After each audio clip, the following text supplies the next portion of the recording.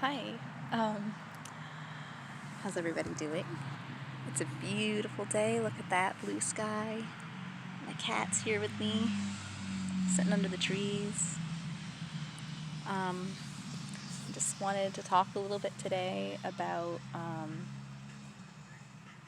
This has been on my mind a lot lately. This little phrase has been in my mind a lot lately, and I think it's something God wants me to share.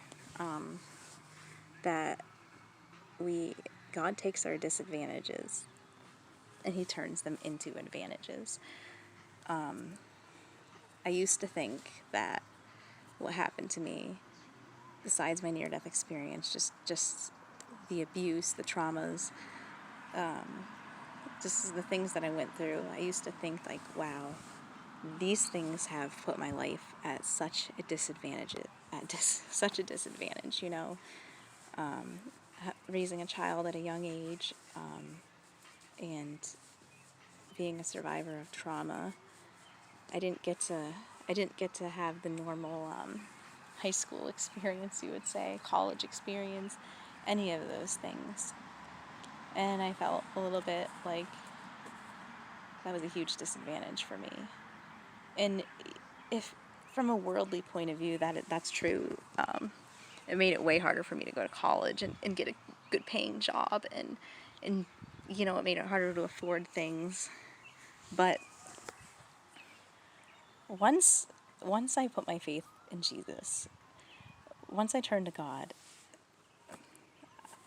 I was I just, like, all of those things that seem like disadvantages were advantages, because those things are what brought me to God.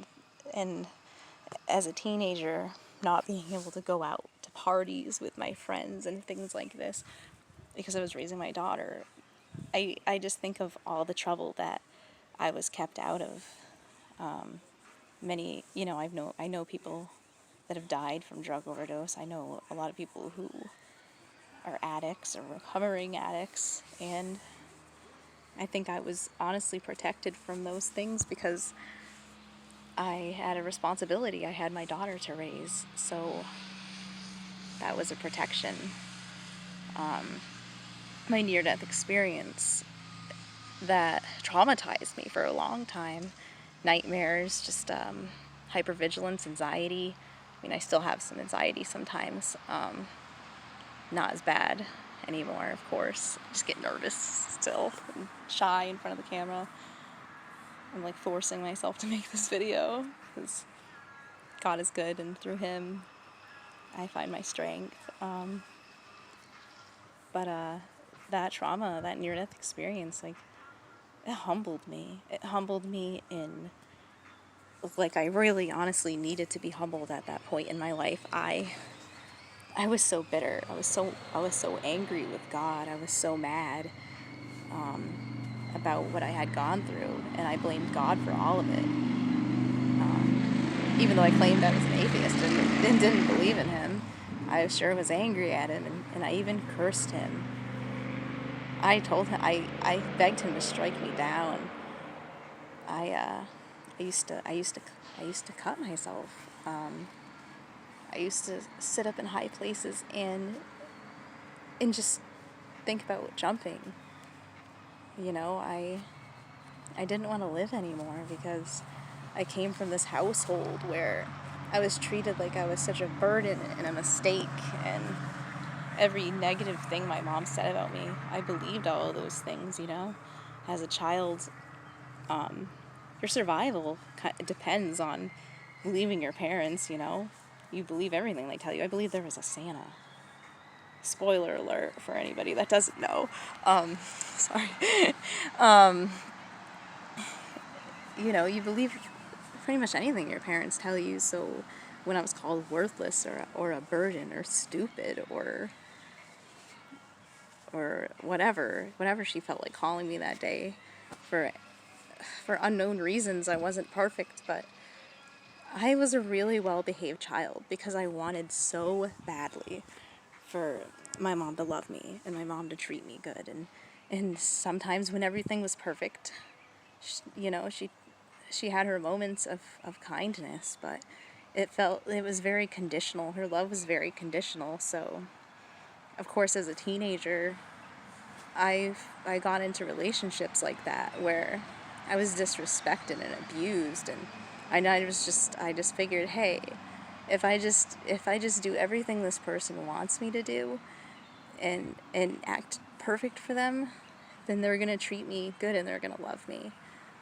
And that that caused me a lot of pain later on. And for the longest time, I was angry at my mother. Sometimes I still struggle with that sometimes, because to this day, she's still doing things like, I had to cut her out of my life, sadly, because things got really bad. She was slandering me to everybody in my family. She's even made comments about me, like, to I'm pressing charges against somebody for abuse. And she went to that person's lawyer and even slandered me to the lawyer, saying that I'm mentally unstable and things like that. So to this day, she's still wronging me and still trying to find ways to get to me, even though I've cut her out of my life. But my mom has been my biggest lesson in forgiveness. I mean, forgiveness isn't always reconciliation. Like, you can forgive somebody, but choose not to have that person in your life, And that's exactly my situation with my mom. I do struggle sometimes. Whenever there's a new thing that happens, I have to be like, oh, I have to forgive her for that thing too. But she's been my biggest lesson in forgiveness. I pray for my mom. I do. She's an alcoholic. She has her problems. She's had trauma in her life as well. And I know that there's good in her. I know there's good in every single person, and every person can change and do good at any day. They can turn their life around. So I try not to judge. It's really hard because, the abuse was terrible. I'm not even going to go into detail too much about it, because a lot of people know me that see my videos, and they know my mom, and there's just certain things I don't really want to put out there. But I'll just say it was emotional and physical abuse. I'm very grateful as a child. I never had to experience sexual abuse as a child, and I'm very grateful for that. But just, physical and emotional was kind of enough to push me into the arms of the wrong people. And I blamed my mom for a long time. And sure, she was part of the issue, but she's a victim too of this world and of spiritual warfare. And so I forgive my mom, and it's really important to forgive people, because you don't have that anger inside of you that it'll make you unhappy. It's like not forgiving somebody, wanting revenge or whatever. You're just hurting yourself by carrying that bitterness inside. It feels so much better to just let go, and then even pray for that person. Be like, God, please touch her heart. Please help her with her pain and help her turn to you. And I find whenever I pray for these people that have hurt me, I've even prayed for Vinny, the man that stabbed me. He's in jail again. That he's lost a lot of his time. He's missed out on so much because of what he did. And I find that really sad, because these people that are abusers, they're not happy people.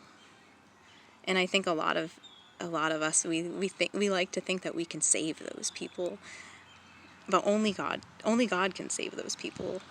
We can pray for those people. We can try to do our best to give advice or whatever, but we can't let them drag us down with them. There is a certain point where you can't help somebody anymore. They have to want the help. They want to have to help themselves. And yeah, I mean, every once in a while I try to reach out to my mom, but she's just not ready to accept or what she's done or just even acknowledge. So we can't really move forward, unfortunately. But you know what? God is so gracious and so good that He has put some amazing people in my life. People who I call my family now. I have like a job that I love. I love my coworkers. I have a best friend. We've been best friends since kindergarten, and I moved a lot. I moved around a lot as a child. My mom was married to, like, she's on her 5th marriage, so there was a lot of instability and a lot of moving. But throughout that, I always had a friend and we kept in contact. And we talk every day. It's beautiful, and I have a beautiful aunt, my mom's sister, and she has been a motherly role model to me, because God God is going to replace, those, when you cut sorry, when you cut toxic people out of your life, they're out of the way so that you have room for good people to have in your life. God is gonna give you everything that you need. When you rely on God, like, He will give you everything that you need. All you have to do is pray, and it's not always going to be instant. Sometimes it takes a while for prayers to be answered. But when you have to wait for something, you usually know that's from God. And then, because God does things in His own time, when He knows that it's going to be the perfect time for you. And since you've had to wait for it, you're so much more grateful for it. You can really experience true joy because you've waited so long for something, and God answered your prayer and even gave you more than what you asked for. It wasn't your plan at the time, when you wanted a certain place or a house and it didn't go through. And then later on, you ended up, moving somewhere that was absolutely perfect for you, because God can see ahead, way further ahead than we can. All we can really see is right now. So sometimes when we don't get something right away, we get discouraged, and I just don't want anyone to lose their faith in God because of that, because sometimes you have to wait for things, and just try to be appreciative of what you have while you wait. I'm going to do another testimony video soon about this emotionally abusive relationship I was with, and I wanted to, and when I left, I didn't have any money. I didn't have a car. It was just amazing how everything happened after that. Like, how I was taken care of. I received more than I even asked for, and I was put in a certain place, like, when I needed a place. Like, I ended up living in the place that I didn't really want to live in at first, and it ended up being it turned out to just be the most beautiful thing. So I guess I just wanted to share that about forgiveness, and about how God, the original point, God, He takes your disadvantages and He turns them into advantages. So I just want everyone to know that it's amazing when you look back on it and you're like, wow, look how everything worked out to be where I am now. And I'm telling you, I don't know if you guys can tell by looking at me, but I am so happy. I have so much joy. Like, I feel like I'm gonna burst. I feel like I'm gonna cry sometimes, because, like, just where my life was and where it was now. Like, I don't know. I would have never thought that I could ever be this happy. So, geez, I'm gonna start crying. That's what I wanted to share. That God takes your disadvantages and He turns them into advantages. So, God bless everybody. Thank you for watching, and thanks for everybody who watched and commented on my last video. I hope that you got something out of this message. God bless you.